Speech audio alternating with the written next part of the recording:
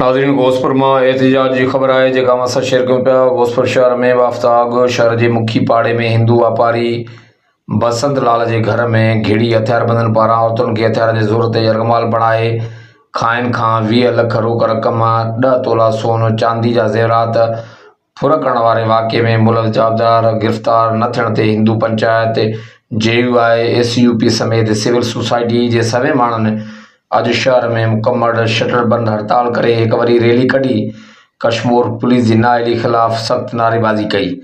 Rally की क़ियादत हिंदू पंचायत के अगवान चौधरी रमेश लाल, मुनवर लाल सोनारो, बसंत लाल जॾहिं त JUI अगवान सैयद सोहेल शाह, सनाउल्ला ओगाई, सादुल्ला ऐं SUP अगवान सफ़ीउल्ला लाशारी ऐं कामरेड रज़ाक ओगाई करे रहिया हुआ।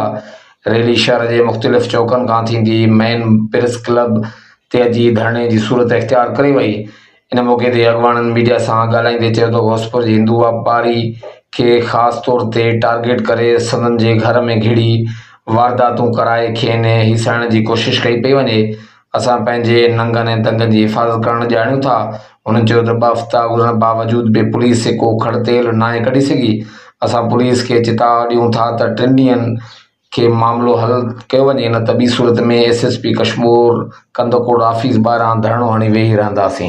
गोसपुर शहर अंदर तशवीशनाक अमल है जो मुसलसिल 3 वारदात आहे। 3 वारदात एक ॿी टी वारदात एक जहिड़ियूं आहिनि। कश्मीर ज़िले जो SSP पाण खे बहादुर भी सॾाए थो ऐं उहो दावा भी करे थो त अमन अमान करायो आहे। थाणे जे नक साम्हूं 3 वारदात आहे। हिन टाइम ताईं ओरिजिनल जवाबदार पहिरीं 2 वारदातनि जा ज़ाहिर न थिया, चए रिकवरी कराई आहे। असांखे ख़बर आहे त तव्हां रिकवरियूं कीअं कराईंदा आहियो।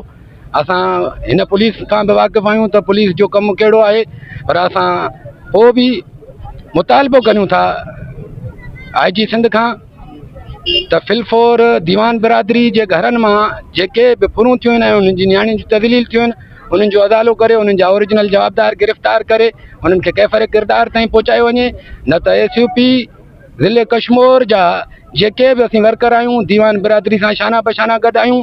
दीवान बिरादरी ही शटरबंद हड़ताल ऐं एहतजाज जो सॾु ॾिनो आहे। अगरि दीवान बिरादरी SSP गेट आॾो धरणे हणण जो ऐलान कंदी त असीं SUP जा दोस्त सभ खां अवल हूंदासीं।